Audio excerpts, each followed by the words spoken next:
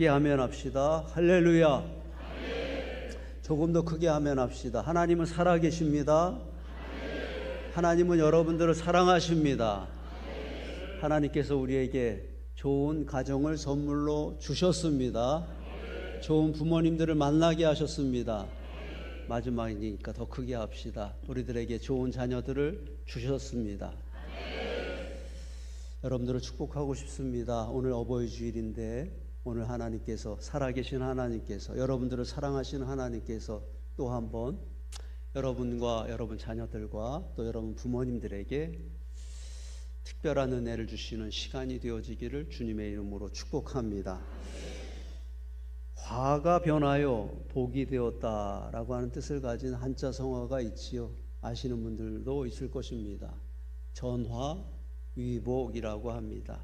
그 뜻을 내가 조금 정확하게 알고 전해줘야 되겠다 생각하고 제가 인터넷에다가 전화위복을 찾아보았더니 이런 사진이 나옵니다.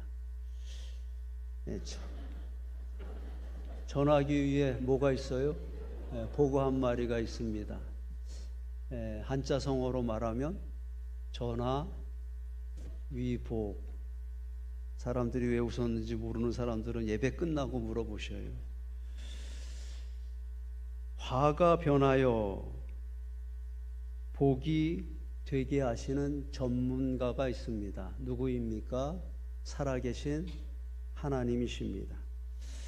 하나님은 약한 것을 강하게 하십니다. 하나님은 없는 것을 있게 하십니다. 하나님은 안 되는 것을 되게 하시고요. 하나님은 죽은 자도 살려 주십니다. 나 같은 죄인 살리신 주 은혜 놀라와 찬양의 고백처럼 하나님은요, 나 같은 죄인을 살려주셨고 하나님은요, 나 같은 죄인을 하나님의 거룩한 자녀가 되게 하셨다고 하는 것입니다. 크게 고백합시다. 하나님은 전화위복의 전문가입니다. 그렇습니다. 지금은 힘들고 지금은 마음 아프고 어렵지만 기죽지 맙시다. 한숨 쉬지 맙시다. 하나님이 작정하시면 잠깐이라고 하는 것입니다. 작정하시면 또 한번 우리는 전화위복의 은혜를 보게 될 것입니다. 여러분들 축복합니다. 하나님께서 오늘 어버이 주일인 오늘 여러분들에게 어떤 은혜요? 전화위복의 은혜를 주시기를 주님의 이름으로 축복합니다. 오늘 말씀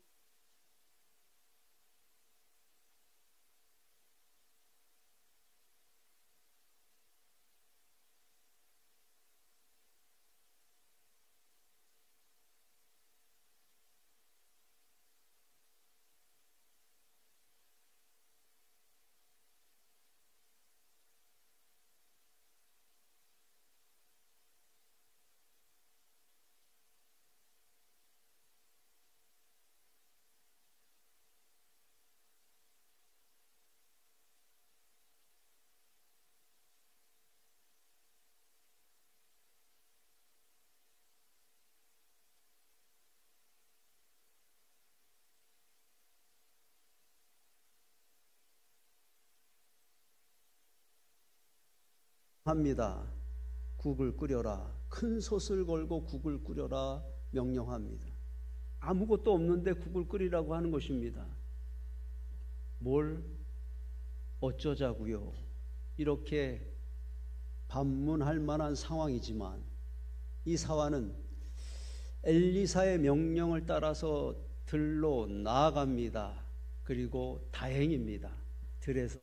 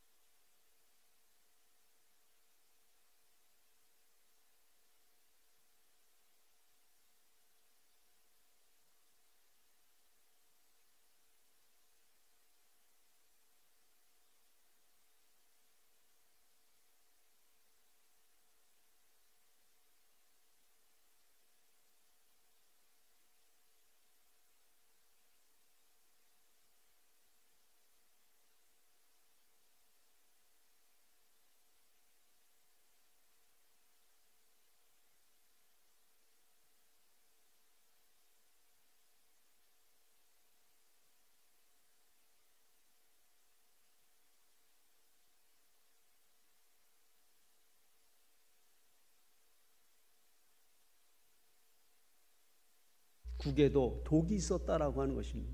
엘리사의 가정에도 죽음의 솥이 걸려 있었다라고 하는 겁니다. 믿음이 좋은 신실한 권사님 가정에 문제가 생깁니다. 어떻게 합니까? 어떤 사람들은 찾아가서 진심으로 그 권사님을 위로해 주기도 하고 권사님을 위해서 기도해 주기도 하지요. 그런데 어떤 사람들은 수군거리기도 합니다. 믿음이 좋은 권사님인 줄 알았는데 그런 일이 생겼대. 기도하면 뭐하냐? 자녀들이 저런 문제인데. 여러분, 믿음이 좋은 권사님 가정에 문제가 생겼습니다. 그것이 수군거릴 문제이냐라고 하는 것입니다. 그렇지 않습니다. 말씀드린 것처럼 엘리사, 그 시대에 가장 거룩하고 가장 위대한 선지자의 가정에도 이런 문제가 찾아왔다고 하는 것입니다. 성도의 삶 가운데도 독이 있고 하나님의 집인 교회에도 독이 있다고 하는 것입니다. 수치스러운 일이 아닙니다. 문제가 아닙니다. 문제는 솥에 독이 있는 것이 문제가 아니라 그 독을 어떻게 해결하느냐가 문제라고 하는 것입니다. 오늘 말씀의 결론 후반전을 봅니다. 41절 말씀. 엘리사가 이르되 그러면 가루를 가져오라 하여 솥에 던지니 같이 읽겠습니다. 이르되 포다가 무리에게 주어 먹게 하라 하며 이에 솥 가운데 독이 없어지니라.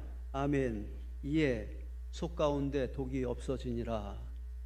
그 은혜가 여러분 가정의 은혜가 되어지기를 축복합니다.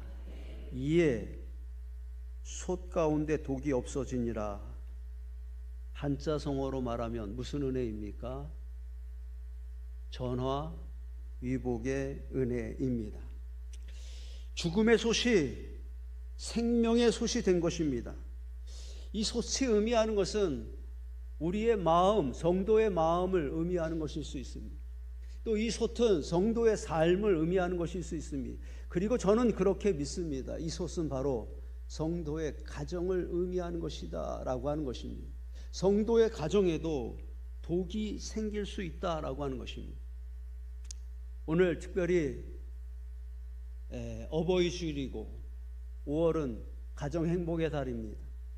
우리 가정의 솥을 한번 들여다봅니다. 괜찮습니까? 문제가 없습니까? 여러분, 그날 그 엘리사 가정에 걸려 있었던 솥은 독이 있는 솥처럼 보였습니까? 멀쩡한 솥처럼 보였습니까? 멀쩡한 솥처럼 보였습니다. 아무도 그 안에 독이 있을 것이라고 생각하지 못했다고 하는 것입니다. 우리 가정도 어쩌면 그럴 수 있다고 하는 것입니다. 남들이 볼 때 그냥 괜찮아 보입니다. 아무 문제가 없는 것 같아 보입니다. 그러나 우리 가정에 근심하게 하는 일들이 있습니다. 내 마음을 아프게 하고 두렵게 하는 일이 있다라고 하는 것입니다. 서로 자꾸 다투게 하고 큰 소리 나게 하는 그런 일들이 있습니다. 독이 있다고 하는 것입니다. 인정하고 싶지 않지만, 말하고 싶지 않지만 우리 가정에도 어쩌면 죽음의 커다란 솥이 걸려 있다고 하는 것입니다. 죽음의 솥이 생명의 솥으로 바뀌어지게 되었습니다. 할렐루야. 어떻게 된 일입니까? 또 어떻게 죽음의 솥이 생명의 솥이 될 수 있었던 것입니까? 40절 말씀을 다시 한번 봅니다. 하나님의 사람이요 솥에 죽음의 독이 있나이다. 하나님의 사람이요 엘리사를 부르고 있습니다. 그러나 그들이 찾고 있는 것은 하나님의 사람을 통하여 하나님의 사람을 세우신 하나님을 찾고 있었다라고 하는 것입니다. 하나님, 솥에 죽음의 독이 있나이다. 하나님 앞에 엎드려서 우리에게 있는 문제를 고백하는 것 무엇입니까? 무엇입니까? 기도 아닙니까? 기도할 때에 하나님께서 그 솥을 바꾸어 주시고 있다라고 하는 것입니다. 나의 문제를 사람들에게 말하는 것은 불평입니다. 그러나 나의 문제를 하나님께 말하는 것은 은혜의 시작입니다.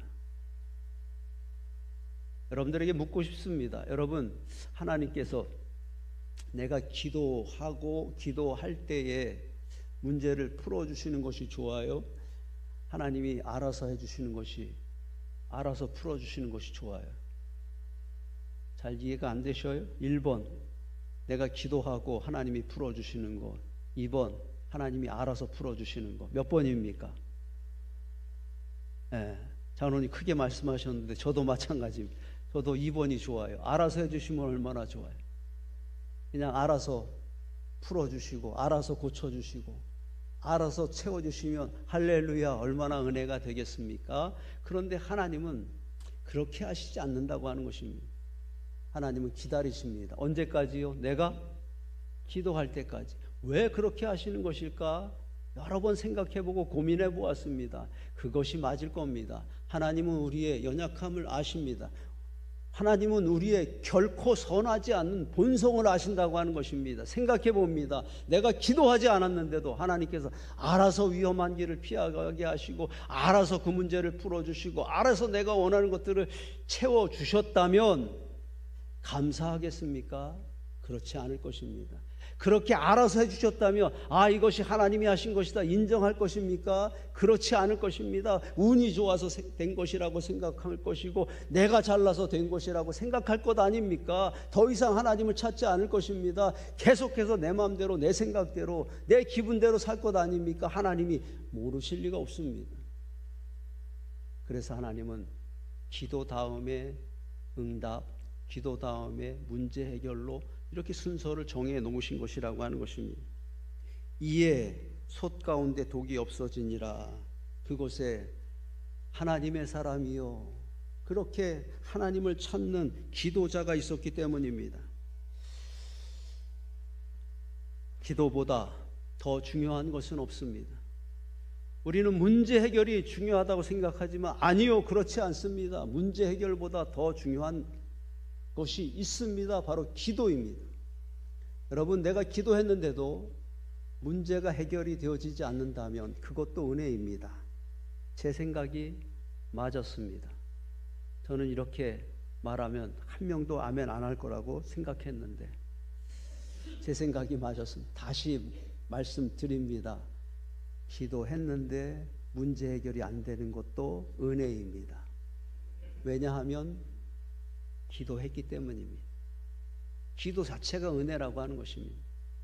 반대로 기도하지 않았는데 문제가 해결되어진 것은 은혜가 아닙니다. 이번에도 아멘 안 할 거라고 생각했습니다.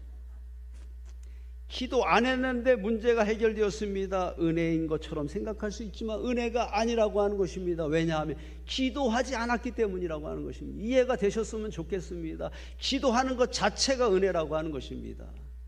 기도하는 것 자체가 하나님께 영광과 기쁨이 되기 때문입니다. 자주 우리는 그렇게 하나님과 씨름합니다. 하나님과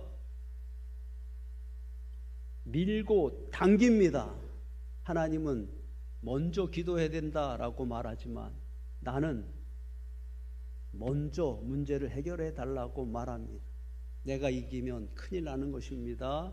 하나님께 져야만 합니다. 먼저 기도할 때 하나님은 그 죽음의 솥을 결국 생명의 솥으로 바꿔줄 것이기 때문입니다. 41절 말씀을 봅니다. 엘리야가 말합니다. 그러면 가루를 가져오라. 그러면 가루를 가져오라. 그리고 그 가져온 가루를 솥에 던져 놓고 솥에 있는 독이 사라지게 됩니다. 그 가루는 무엇입니까? 저는 오늘 말씀을 읽으면서 좀 불만입니다. 아니, 그 가루가 뭐다 이렇게 좀 말해주면 얼마나 속이 시원합니까? 또 그 가루가 뭘 상징하고 뭘 의미하는 것이다 하면 설교하기도 얼마나 편합니까? 그런데 엘리사는 한마디도 하지 않고 그 가루를 집어넣었고 그 안에 있는 독은 사라지게 됩니다. 사람들은 그 가루에 대해서 궁금해합니다. 그래서 그 가루를 설명하려고 합니다. 그 가루는 사르밧 과부의 가정에 하나님께서 매일매일 채워주시는 밀가루가 있었지요. 그 가루, 그 밀가루였을 것이다 이렇게 설명하는 분도 있습니다. 물이 썼을 때에 물이 먹을 수 없는 물이 되었을 때 엘리사가 물 근원으로 찾아가서 뭘 뿌립니까? 소금을 뿌리죠. 그날 그렇게 엘리사가 소금을 뿌려서 물을 정하게 했던 것처럼 오늘도 그 엘리사가 뿌렸던 그 가루는 소금 가루였을 것이다 이렇게 설명합니다. 여러분 생각은 어떻습니까? 그 솥에 던져 놓았던 가루는 밀가루입니까? 소금가루입니까? 모른다고 대답하셔야 됩니다. 성경이 말하고 있지 않습니다. 우리는 알 수 없습니다. 저도 모릅니다. 그러나 우리가 확실히 아는 것은 그것입니다. 솥에 가루를 넣었더니 할렐루야 솥 가운데 독이 사라졌다라고 하는 것입니다. 솥에 가루를 넣었더니 이 결정은 엘리사가 한 것이 아닙니다. 하나님이 결정하신 것입니다. 하나님이 결정하신 대로 엘리사가 한 것 무엇입니까? 순종한 것입니다. 그 가루를 제자들이 가져왔습니다. 가져오라 명령하니까 가져온 것입니다. 국을 끓여라 하니까 국을 끓인 것입니다. 순종하는 자가 거기에 있었기 때문에 놀라운 일이 생긴 것입니다. 지금도 하나님은 순종하는 자리에 가장 좋은 것을 허락하신다고 하는 것입니다. 지금도 하나님은 순종하는 자를 통하여서 일하신다라고 하는 것입니다. 저는 여러분들의 가정이 순종의 가정이 되어지기를 축복합니다. 여러분들이 순종의 사람들이 되어지기를 원합니다. 또 한 번 여러분들 가정에 하나님께서 놀라운 은혜를 보여주시기를 주님의 이름으로 축복합니다. 얼마 전에 제가 교회 카페 옆을 지나다가 보니까 저 안쪽 테이블에는 나이가 좀 높으신 권사님들이 몇 분 앉아 계셨고 가까운 쪽에는 젊은 권사님들 두 분이 앉아 계셨습니다. 제가 들어가다가 지나가다가 그 카페에 들어가서 테이블에 앉았는데 나이가 드신 권사님 테이블에 앉았을까요? 젊은 권사님들 테이블에 앉았을까요? 네, 나이가 드신 권사님들 테이블에 앉았어야 되는데 젊은 권사님 테이블에 앉았습니다. 앉자마자 저 안쪽에 있는 나이 드신 권사님 테이블에서 이런 소리가 들렸습니다. 젊은 것들은 못 이겨. 농담으로 하신 말씀이겠지요. 사과드립니다. 제가 그날 젊은 권사님이 앉아있는 테이블에 앉은 것은 가까이 있었기 때문에 저 어르신 권사님도 멀리 있었고 가까이 있었기 때문에 제가 앉았던 것입니다. 젊은 것들은 못 이겨. 사실입니까? 사실입니다. 젊어서 유리한 게 있고요. 또 젊어서 이길 수 있는 것들이 많습니다. 뭐 아무리 실력이 좋은 축구 선수도 나이가 들면 어떻게 됩니까? 은퇴해야 되지요. 예? 운동도 젊은 것들이 이깁니다. 직장에 취직하는 것도 젊은 사람들이 훨씬 유리합니다. 우리 교회 청년들이 좀 잘 들었으면 좋겠습니다. 시집을 가는 것도 나이가 든 처녀보다는 젊었을 때 가는 게 유리해요. 전달해 주셨으면 좋겠습니다. 젊어서 이길 수 있는 것들이 있지만 그렇지 못한 것들도 적지 않다고 하는 것입니다. 이렇게 한번 고백하겠습니다. 순종하는 사람은 못 이깁니다. 기도하는 사람은 못 이깁니다. 그렇습니다. 젊어도 이길 수 없는 것들이 있지만 기도하는 사람은 절대로 이길 수가 없습니다. 순종하는 사람은 이길 수 없습니다. 왜냐하면 하나님은 기도하는 자의 편이 되시고 순종하는 자를 통하여서 일하시기 때문이라고 하는 것입니다. 전화위복의 은혜, 죽음의 솥을 생명의 솥으로 바꾸는 가정이 되자. 가정의 달입니다. 가정 행복의 달입니다. 사진을 그만 보여주셔도 될 것 같습니다. 자꾸 떠오를 것 같습니다. 떠오르어도 괜찮지만 언젠가부터 우리 가정에도 죽음의 솥이 걸려 있었던 것입니다. 그래서 다툼이 있었던 것이고, 그래서 자꾸 죄가 찾아왔던 것이고, 그 죽음의 솥 때문에 찾아온 질병도 있었고 수치스러운 일도 있었다고 하는 것입니다. 목사님은 자꾸 기죽지 맙시다 그렇게 말하지만 자꾸 기가 죽습니다. 목사님은 자꾸 한숨 쉬지 맙시다 그렇게 말하지만 또 한숨이 나오고 또 눈물이 납니다. 오늘 우리가 하나님의 계획을 보기를 원합니다. 할렐루야. 하나님은 여러분들의 가정에 죽음의 솥을 생명의 솥으로 바꾸고 싶어 하신다고 하는 것입니다. 하나님은 여러분 가정에 전화위복의 은혜를 주시기를 원하십니다. 그래서 오늘 말씀을 통하여 여러분들에게 말씀하시고 있는 것입니다. 기도하면 된다. 순종하면 된다. 기억하시기를 바랍니다. 기도하면 전화위복의 축복이 여러분 가정의 축복이 될 것입니다. 순종하면 내려가는 것들이 다시 올라가는 것을 보게 될 것입니다. 순종하면 없는 것들이 다시 채워지는 것을 보게 될 것입니다. 순종하면 수치스러웠던 것들이 영광의 것들로 바뀌어지게 될 것입니다. 기도하겠습니다. 순종하겠습니다. 오늘 저와 여러분들의 결단과 고백이 되어지기를 주님의 이름으로 축복합니다. 축복합니다. 자리에서 한번 일어나시겠습니다.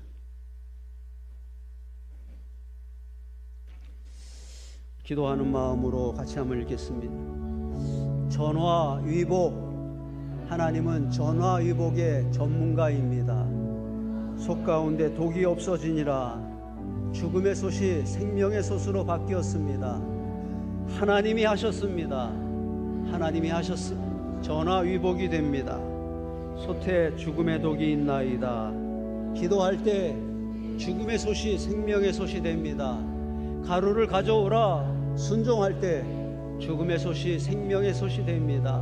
하나님, 나의 솥 안에 독이 있습니다. 하나님, 내 가정의 솥에 독이 가득합니다. 나를 두렵게 하는 독입니다. 내가 어찌할 수 없는 독입니다. 하나님의 사람이요, 내가 소리쳐 기도합니다. 내가 다시 순종합니다. 죽음의 솥이 생명의 솥이 되게 하소서. 우리 가정에 전화위복의 은혜를 주소서. 아멘.